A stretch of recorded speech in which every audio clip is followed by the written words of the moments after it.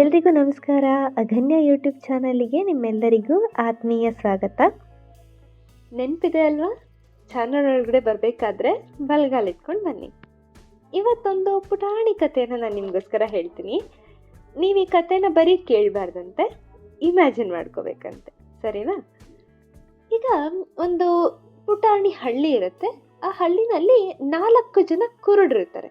ಅವ್ರಿಗೊಂಚೂರು ಕಣ್ಣೇ ಕಾಣಿಸ್ತಿರಲ್ಲ, ಆ ಥರ ಕುರುಡ್ರಿರ್ತಾರೆ, ಆಯಿತಾ? ಆ ಊರಲ್ಲಿರೋ ದೇವಸ್ಥಾನದಲ್ಲಿ ಒಂದು ಆನೆ ಸಾಕಿದ್ದಾರೆ ಅನ್ನೋ ಸುದ್ದಿ ಇವ್ರಿಗೆ ಗೊತ್ತಾಗತ್ತೆ. ಆನೆ ನೋಡಬೇಕು ಅಂತ 4 ಜನಕ್ಕೂ ಆಸೆ ಆಗತ್ತೆ. ಕುರುಡ್ರು ಆನೆ ನೋಡೋಕ್ಕಾಗಲ್ವಲ್ಲ, ಅದಕ್ಕೆ ಅವ್ರು ಏನು ಮಾಡ್ತಾರೆ, ಮಾವುತನ ಹತ್ರ ಹೋಗ್ಬಿಟ್ಟು, ನಮಗೆ ಈ ಆನೆ ನೋಡಬೇಕು ಅಂತ ತುಂಬ ಆಸೆ, ಅದು ನಮ್ಮ ಕೈ ನೋಡೋಕ್ಕಾಗಲ್ಲ, ನಾವಿದನ್ನು ಮುಟ್ಟಿ ನೋಡ್ಬೋದಾ ಅಂತ ಕೇಳ್ತಾರೆ. ಸರಿ, ಮಾವುತಂಗ ಪಾಪ ಕುರುಡ್ರಲ್ವಾ ಅಂತ ಕರುಣೆ ಬರುತ್ತೆ. ಆಯಿತು, ಆನೆ ತಾನೇ, ನೀವು ಮುಟ್ಟು ನೋಡಿ ಅದು ಹೆಂಗಿದೆ ಅಂತ ನಿಮಗೆ ಗೊತ್ತಾಗತ್ತೆ ಅಂತ ಅವ್ನು ಹೇಳ್ತಾನೆ ಮಾವುತ. ಸರಿ, ಒಬ್ಬೊಬ್ಬರ ಹಾಗೆ ಬರ್ತಾರೆ. ಮೊದಲನೇ ಮನುಷ್ಯ ಬರ್ತಾನೆ, ಬಂದ್ಬಿಟ್ಟು ಆನೆಯ ಸೊಂಡಿಲನ್ನ ಮುಟ್ತಾನೆ.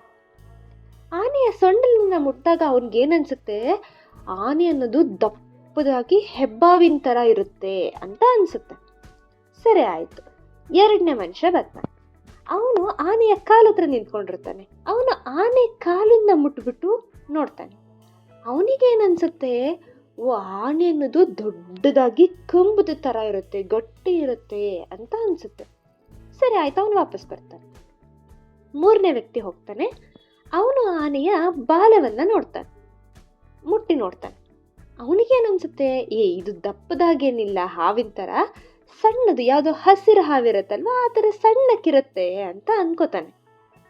ಸರಿ, ಕಡೆ ವ್ಯಕ್ತಿ ಹೋಗ್ತಾನೆ. ಅವನು ಆನೆಯ ಕಿವಿ ಹತ್ರ ನಿಂತಿರ್ತಾನೆ. ಅವನು ಕಿವಿಯನ್ನೇ ಮುಟ್ಟು ನೋಡ್ತಾನೆ.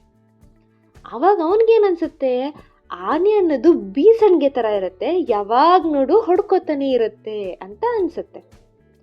ಈಗ ಈ 4 ಜನ ಒಬ್ರಿಗೊಬ್ರು ಮಾತಾಡ್ಕೊಳ್ಳುವಾಗ ಆನೆ ಬೀಸಣಿಗೆ ಥರ ಇರುತ್ತೆ ಅಂತ ಒಬ್ಬ, ಕಂಬದ ಥರ ಇರುತ್ತೆ ಅಂತ ಇನ್ನೊಬ್ಬ, ಹಾವಿನ ಥರ ಇರುತ್ತೆ ಅಂತ ಮತ್ತೊಬ್ಬ. ಇವರೆಲ್ಲ ಅಲ್ಲಿ ಮಾತಾಡೋದು ಬಿಟ್ಟು ಹೊಡೆದಾಡೋದಕ್ಕೆ ಶುರು ಮಾಡಿಬಿಡ್ತಾರೆ. ನೀವೇ ಯೋಚನೆ ಮಾಡಿ, ಇಲ್ಲಿ ಯಾರು ಸುಳ್ಳು ಹೇಳ್ತಿದ್ದಾರೆ, ಯಾರು ಮೋಸ ಮಾಡ್ತಿದ್ದಾರೆ? ಯಾರೂ ಇಲ್ಲ. ಆದರೆ ಸಂಪೂರ್ಣವಾದ ಸತ್ಯ ಏನು ಅನ್ನೋದು ಅಲ್ಲಿ ಯಾರಿಗೂ ಗೊತ್ತಿರಲಿಲ್ಲ. ಯಾಕೆ ಗೊತ್ತಿರಲಿಲ್ಲ? ಯಾಕಂದರೆ ಅವರೆಲ್ಲ ಕುರುಡ್ರಾಗಿದ್ದರು. ಅವರಿಗೆ ಸಂಪೂರ್ಣ ಸತ್ಯವನ್ನು ನೋಡಬೇಕಾದ್ರೆ ಸಂಪೂರ್ಣವಾದ ಆನೆಯನ್ನು ಅವರು ಮುಟ್ಟು ನೋಡಬೇಕಾಗಿತ್ತು. ಆದರೆ ಅವರು ಅದನ್ನು ಮಾಡಲಿಲ್ಲ. ಯಾವುದೋ ಒಂದು ಭಾಗವನ್ನಷ್ಟೇ ಅವರು ನೋಡಿದ್ರು, ಅದೇ ಪೂರ್ತಿ ಆನೆ ಅಂತ ಅಂದ್ಕೊಬಿಟ್ರು. ನಾವು ಜೀವನದಲ್ಲಿ ಎಷ್ಟು ಸತಿ ಈ ಥರ ಮಾಡಿರ್ತೀವಿ?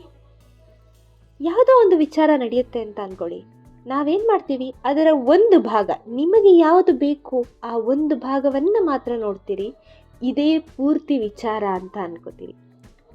ಆದರೆ ಸಂಪೂರ್ಣ ಸತ್ಯವನ್ನು ತಿಳ್ಕೊಂಡು ಆಮೇಲೆ ಮಾತಾಡಬೇಕು. ಆವಾಗ ಮಾತ್ರ ನಿಮ್ಮ ಮಾತಿಗೆ ಒಂದು ಬೆಲೆ ಇರುತ್ತೆ. ತುಂಬ ವಿಷಯಗಳು ಈಗ ನಡೀತಾ ಇದೆ ವಾಸ್ತವದಲ್ಲಿ. ಆ ವಿಚಾರಗಳನ್ನು ದಯವಿಟ್ಟು ಪೂರ್ತಿಯಾಗಿ ತಿಳ್ಕೊಂಡು ಆಮೇಲೆ ಒಂದು ನಿರ್ಧಾರಕ್ಕೆ ಬನ್ನಿ. ನಿಮ್ಮ ಒಂದು ಭಾಗದಿಂದ ಇಡೀ ಮಾಹಿತಿಯನ್ನು ತಿರುಚೋದಕ್ಕೆ ಹೋಗಬೇಡಿ. ಮುಂದಿನ ಸಂಚಿಕೆಯಲ್ಲಿ ಸಿಗೋಣ. ಬಾಯ್.